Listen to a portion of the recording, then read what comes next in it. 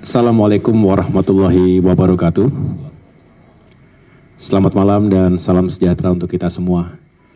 Teman-teman media, insan pers yang saya cintai dan banggakan, terima kasih telah berkenan menunggu kedatangan kami. Saya baru saja hadir di istana menghadap Bapak Presiden Prabowo Subianto.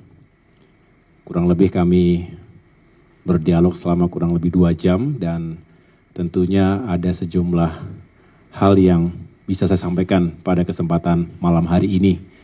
Sebelumnya saya ingin menjelaskan bahwa saya baru saja landing di tanah air dari tugas di Tiongkok yang seharusnya atau seyogianya juga akan dilakukan oleh Bapak Presiden Prabowo Subianto beberapa hari ke depan ini, tetapi tentu situasi di tanah air yang kemudian kami harus segera kembali, dan untuk itu pada saat pertemuan para pimpinan partai politik di istana, saya diwakilkan oleh Mas Edi Baskoro Yudhoyono selaku Wakil Ketua Umum Partai Demokrat dan juga Ketua Fraksi Partai Demokrat DPR RI dan Sekretaris Jenderal Partai Demokrat Bung Herman Hairon.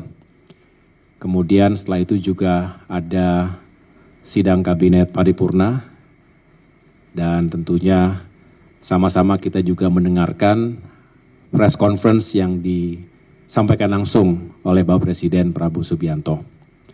Pada kesempatan kali ini, izinkan saya dalam kapasitas sebagai Ketua Umum Partai Demokrat untuk menyampaikan sikap, pandangan, dan sekaligus melaporkan kepada segenap masyarakat Indonesia apa yang tengah kami lakukan menyikapi situasi terkini di tanah air.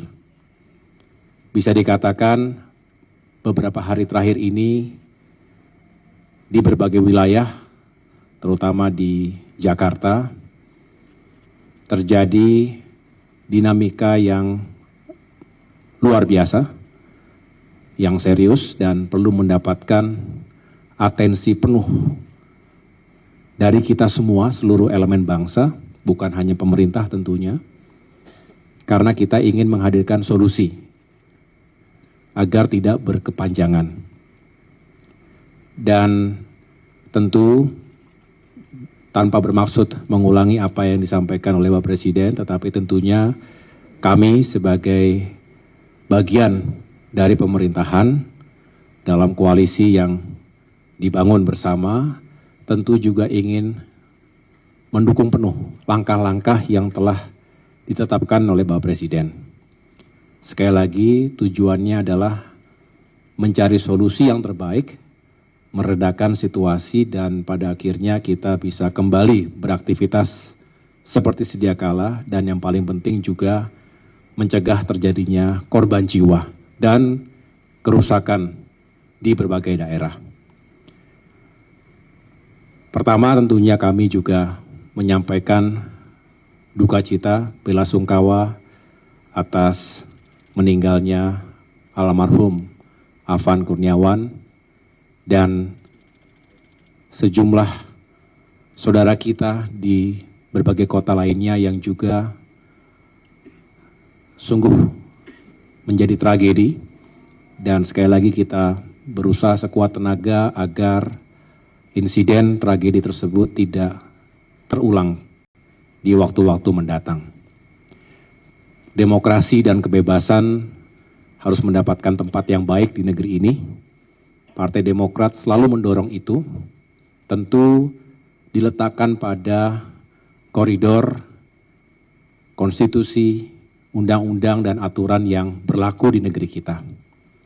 Hukum tentu harus ditegakkan, berlaku untuk semua, termasuk kami mendorong investigasi terhadap insiden yang telah terjadi, itu benar-benar bisa diungkap secara transparan dan akuntabel.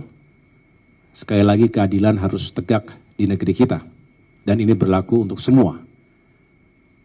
Kami juga tentu menunggu hasil investigasi yang dijalankan oleh Polri terhadap jajarannya, dan sekaligus juga menghimbau kepada siapapun untuk benar-benar kita menghormati dan mematuhi segala hukum, aturan yang berlaku di negeri kita. Mari kita cegah berbagai tindakan yang anarkis, karena selain itu membahayakan, provokasi dalam sebuah kekacauan di lapangan bisa saja menimbulkan korban jiwa atau mengakibatkan luka, sekaligus kerusakan bahkan kehancuran. Terjadinya pembakaran, penjarahan di sejumlah lokasi, baik terhadap institusi maupun terhadap pribadi, ini juga harus bisa kita cegah. Dan sekali lagi, mari kita hormati aturan yang berlaku dan kita memberikan ruang kepada para penegak hukum juga untuk bisa menjalankan tugasnya secara profesional. Ini negara kita sendiri, Partai Demokrat selalu melihat negara kita sendiri, bangsa kita sendiri, marilah kita juga selalu terbuka untuk mendengarkan aspirasi, masukan, kritik, selagi itu memang konstruktif, disampaikan dengan cara-cara yang konstitusional, dan tetap menjunjung tinggi persatuan dan perdamaian di antara kita. Saya rasa harus diberikan ruang seluas-luasnya. Sikap saling menghormati dan menghargai ini penting. Saya pada saat mendarat di Tiongkok kemarin, jadi saya kurang 24 jam begitu mendarat karena situasi menghendaki untuk kembali, langsung kembali. Tapi begitu mendarat di Tianjin, saya langsung menggelar bisa dikatakan emergency meeting bersama seluruh jajaran Partai Demokrat. Bukan hanya di jajaran Dewan Pimpinan Pusat, tapi juga para ketua DPD di seluruh tanah air. Dan tentunya saya juga menyampaikan pesan-pesan serupa agar seluruh kader Partai Demokrat, termasuk khususnya para wakil rakyat, baik di DPR RI, DPRD Provinsi maupun Kabupaten Kota, bisa bukan hanya menjaga diri. Ingat, menjaga lisan itu penting sekali. Jangan menyakiti perasaan masyarakat. Hal yang mungkin kita anggap biasa tetapi begitu mendasar, sensitif bagi masyarakat, janganlah kemudian kita ringan melukai perasaan masyarakat. Itu pesan saya kepada seluruh kader Demokrat, dan tentunya itu juga tidak cukup.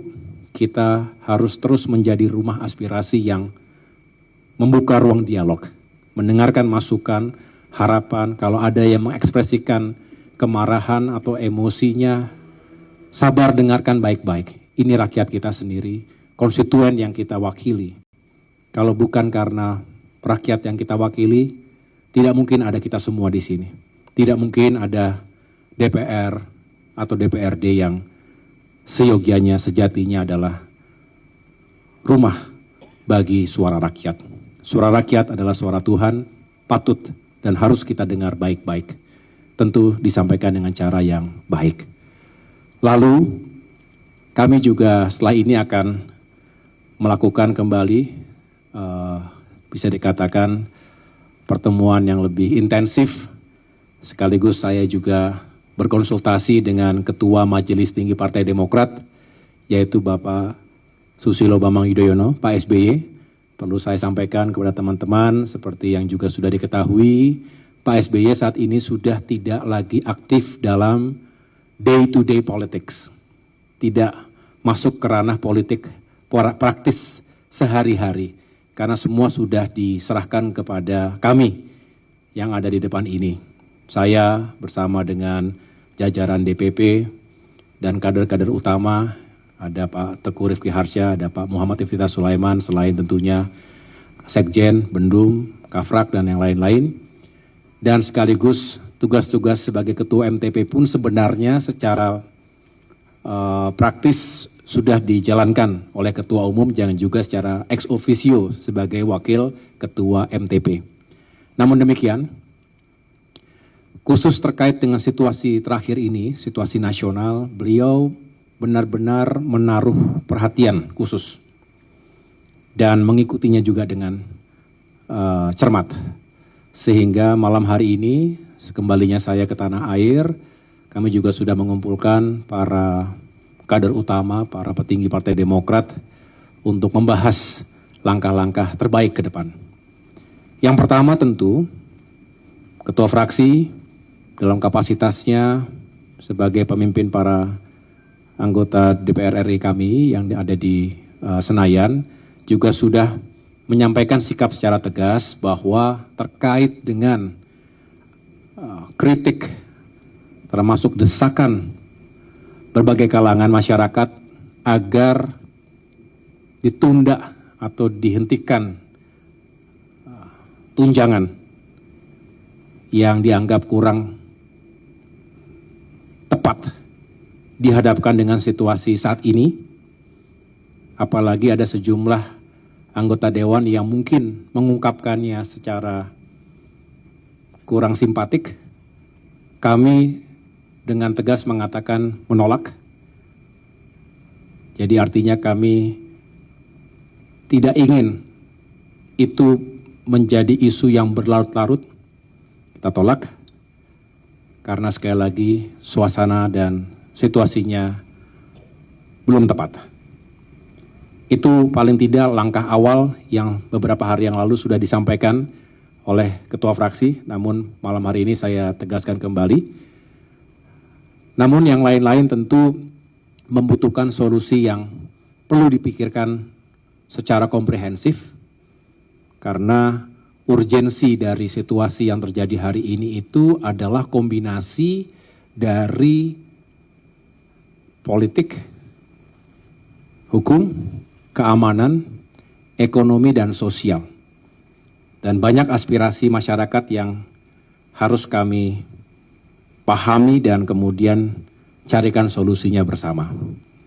Kami juga tentu membangun hubungan dan komunikasi dengan partai-partai lainnya, dan semangatnya tentu sekali lagi mencari solusi bersama. Pada akhirnya kita ingin negara kita kembali teduh, damai, karena hanya dengan itu kita bisa kembali fokus pada pembangunan. Mari hentikan segala bentuk pengerusakan, pembakaran terhadap fasilitas-fasilitas umum, apalagi kemudian ada korban jiwa di situ. Dan kalau terjadi kerusakan demi kerusakan, bukankah itu juga akan menyulitkan kita semuanya? Mari sama-sama kita jaga situasi yang kondusif. Saya mengajak dan telah menginstruksikan kepada segenap kader Demokrat untuk juga menjadi bagian dari solusi. Jangan menjadi masalah. Tidak ada yang sempurna, tapi kita selalu mengevaluasi diri dan selalu ingin berusaha menjadi yang lebih baik, termasuk menjadi wakil-wakil rakyat yang lebih baik. Itu yang dapat saya jelaskan pada kesempatan malam hari ini. Selebihnya sekali lagi kami mendukung penuh segala upaya kebijakan yang diambil oleh Bapak Presiden Prabowo Subianto. Kami ingin segera bisa menetralisir situasi dan dinamika. Kita buka ruang di diskusi, dialog, menghadirkan semua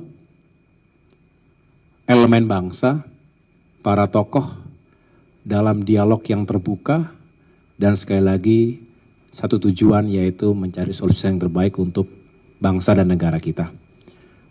Pada akhirnya kita menempatkan rakyat, kepentingan rakyat di atas segala-galanya. Itu adalah tujuan kita berbangsa dan tujuan kita bernegara. Demikian, terima kasih atas perhatian teman-teman sekalian. Kurang lebihnya saya mohon maaf. Wassalamualaikum warahmatullahi wabarakatuh.